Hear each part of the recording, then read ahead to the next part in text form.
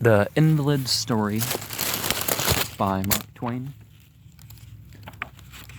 I seem 60 and married, but these effects are due to my condition and sufferings, for I am a bachelor and only 41. It will be hard for you to believe that I, who am now but a shadow, was a hale, hearty man 2 short years ago, a man of iron, a very athlete. Yet such is the simple truth. But stranger still than this fact is the way in which I lost my health. I lost it through helping to take care of a box of guns on a 200-mile railway journey one winter's night. It is the actual truth, and I will tell you about it. I belong in Cleveland, Ohio. One winter's night, 2 years ago, I reached home just after dark in a driving snowstorm, and the first thing I heard when I entered the house was that my dearest boyhood friend and schoolmate, John B. Hackett, had died the day before, and that his last utterance had been a desire that I would take his remains home to his poor old father and mother in Wisconsin. I was greatly shocked and grieved, but there was no time to waste in emotions. I must start at once. I took the card marked Deacon Levy Hackett, Bethlehem, Wisconsin, and hurried off through the whistling storm to the railway station. Arrived there, I found the long white pine box which had been described to me. I fastened the card to it with some tacks, saw it put safely aboard the express car, and then ran into the eating room to provide myself with a sandwich and some cigars. It's best to bury people in the area where they died, but when I returned presently, there was my coffin box back again, apparently, and a young fellow examining around it, with a card in his hands, and some tacks and a hammer. I was astonished and puzzled. He began to nail on his card, and I rushed out to the express car in a good deal of a state of mind to ask for an explanation, but no, there was my box all right, in the express car. It hadn't been disturbed.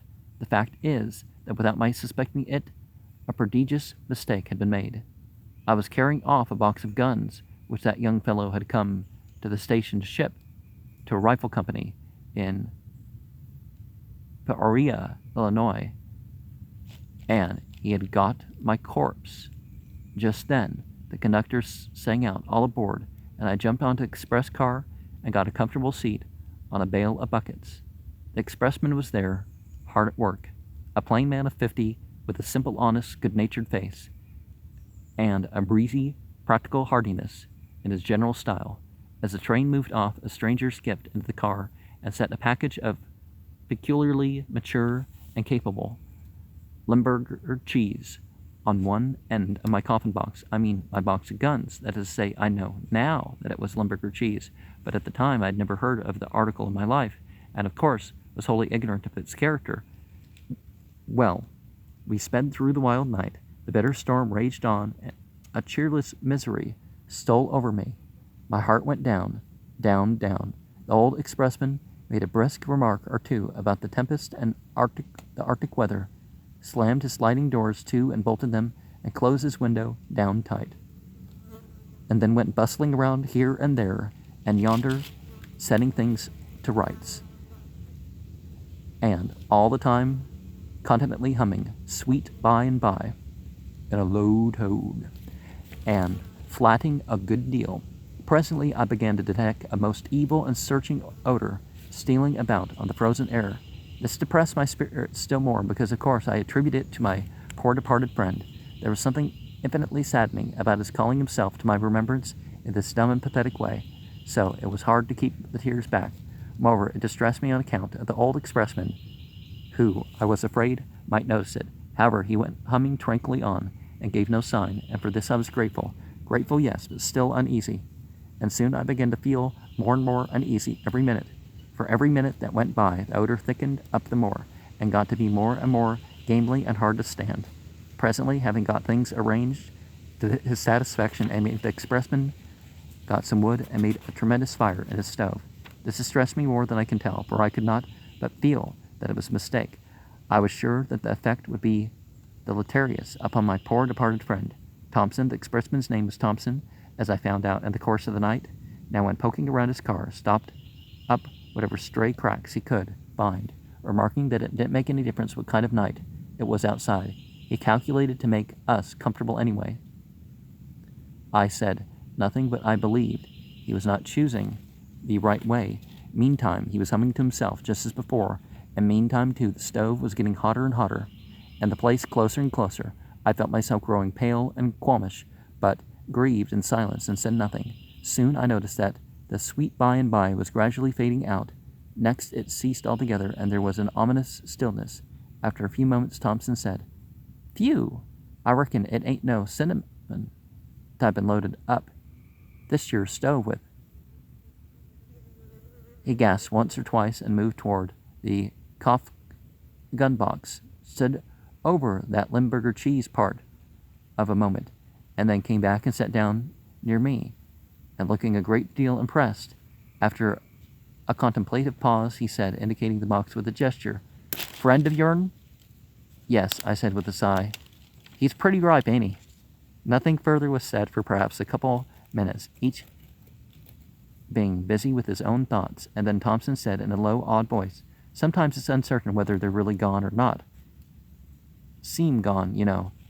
Body warm, joints limber, and so, although you think they're gone, you don't really know. And I've had cases in my car. It's perfectly awful because you don't know what minute they'll rise up and look at you." Then after a pause and slightly lifting his elbow toward the box, "But he ain't in no trance, no sir. I got bail for him." We sat some time in meditative silence, listening to the wind and roar of the train. Then Thompson said with a good deal of feeling, "Well, oh well. We've all got to go. Ain't no getting around it. Man that is born of woman is of a few days and far between, as Scripture says. Yes, you look at it any way you want to. It ain't an awful solemn and a curse. They ain't. Nobody can get around it. All's got to go, just everybody. And as you may say, one day you're hearty and strong."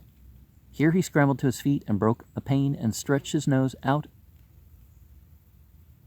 at a moment or two, and then sat down again, while I struggled up and thrust my nose out at the same place. And this we kept on doing every now and then. And next day he's cut down like the grass, and the places we knowed him then knows him no more forever. As Scripture says, yes, indeedy, it's awful solemn and curous, but we've all got to go, one time or another. There ain't getting around it. There was another long pause, and then, "What did he die of?" I said I didn't know. How long has he been dead? It seemed judicious to enlarge the facts, to fit the probabilities. So he said, 2 or 3 days. But it did no good, for Thompson received it with an injured look, which plainly said 2 or 3 years, you mean. Then he went right along, placidly ignoring my statement, and gave his views at considerable length upon the unwisdom of putting off burials too long. Then he lounged off toward the box, stood a moment, and then came back on a sharp trot and visited the broken pane, observing, "'Twould a been a dumb sight better all around if they started him along last summer." Thompson sat down and buried his face in the red silk handkerchief and began to slowly sway and rock his body, like one who is doing his best to endure the almost unendurable. But by this time the fragrance, if you may call fragrance, was just about suffocating, as near as you can come it. Thompson's face was turning gray. I knew mine hadn't any color left in it. By and by, Thompson rested his forehead in his left hand, with his elbow on his knee, and sort of waved his red handkerchief toward the box with the other hand, and said, "I've carried a many of 'em, some of them considerable overdue too, but Lordy, he just lays over 'em all, and does it easy, Cap. They was heliotrope to him." This recognition of my poor friend gratified me, in spite of the sad circumstances, because it had so much the sound of a compliment. Pretty soon it was plain that something had to be done. I suggested cigars. Thompson thought it was a good idea. He said, "Likely it will modify him some." We puffed gingerly along for a while and tried hard to imagine that things were improved, but it wasn't any use. Before long, and without any consultation, both cigars were quietly dropped from our nervous fingers at the same moment. Thompson said with a sigh, "No, Cap, it don't modify him worth a cent. Fact is, it makes him worse, because it appears to stir up his ambition. What do you reckon we better do now? I wasn't able to suggest anything. Indeed, I had to be swallowing and swallowing all the time. I did not like to trust myself to speak. Thompson fell to maundering in a desultory and low-spirited way about the miserable experiences of this night, and he got to referring to my poor friend by various titles, sometimes military ones, sometimes civil ones, and I noticed that as fast as my poor friend's effectiveness grew, Thompson promoted him accordingly and gave him a bigger title, and finally said, "I've got an idea. Suppose we buckle down to it and give the colonel a bit of shove toward the other end of the car, about 10 foot, say. He wouldn't have so much influence then. Don't you reckon?" I said it was a good scheme, so I took in a fresh breath at a broken pane, calculating to hold it till we got through, and we went there and bent over that deadly cheese and took a grip on the box. Thompson nodded, "All ready." Then we threw ourselves forward with all our might, but Thompson slipped and slumped down with his nose on the cheese, and his breath got loose. He gagged and gasped and floundered up and made a break for the door, pawing the air, and said hoarsely, "Don't hinder me. Give me the road. I'm a-dying. Give me the road." Out on the cold platform, I sat down and held his head a while, and he, relieved, presently said, "Do you reckon we started the general any?" I said no, we hadn't budged him. "Well then, that idea's up the flume. We got to think of something else. He's suited where he is, I reckon, and if that's the way he feels about it, and has made up his mind, and he don't wish to be disturbed, you bet he's going to have his own way in the business.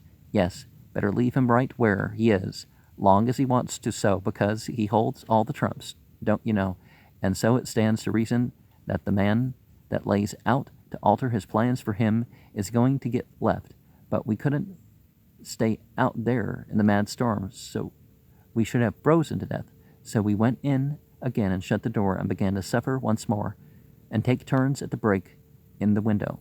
By and by, as we were starting away from the station where we had stopped a moment, Thompson pranced in cheerfully and exclaimed, "We're all right now. I reckon we've got the Commodore this time. I judge I've got the stuff here that'll take the tuck out of him." It was carbonic acid.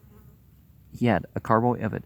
He sprinkled it all around everywhere. In fact, he drenched everything with it, rifle box, cheese, and all, and then we sat down feeling pretty hopeful.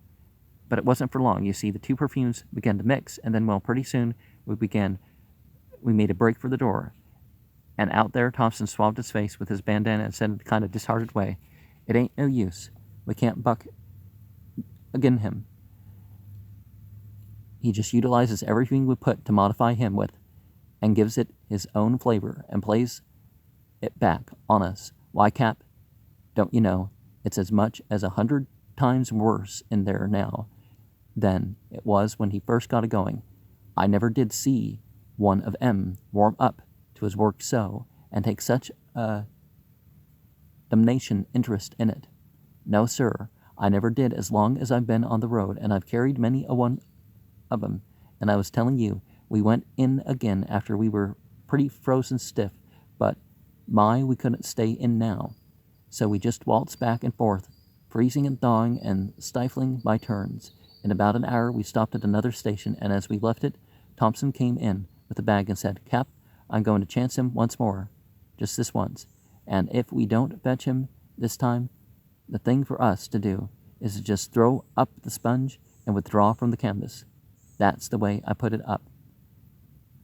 He had brought a lot of chicken feathers and dried apples and leaf tobacco and rags and old shoes and sulfur and asafoetida, devil's dung. It's this weird-looking plant from Afghanistan, and one thing or another, and he piled them on a breadth of sheet iron in the middle of the floor and set fire to them. When they got so well started, I couldn't see myself how even the corpse could stand it. All that went before was just simply poetry to that smell, but mind you, the original smell stood up out of it just as sublime as ever. Fact is, these other smells just seemed to give it a better hold, and my, how rich it was. I didn't make these reflections there. There wasn't time made them on the platform, and breaking for the platform, Thomas got suffocated and fell before I got him dragged out, which I did by the collar. I was mighty near gone myself. When we revived, Thompson said dejectedly, "We've got to stay out here, Cap. We got to do it. There ain't no other way. The governor wants to travel alone, and he's fixed so he can outboat us." And presently he added, And don't you know, repeasoned.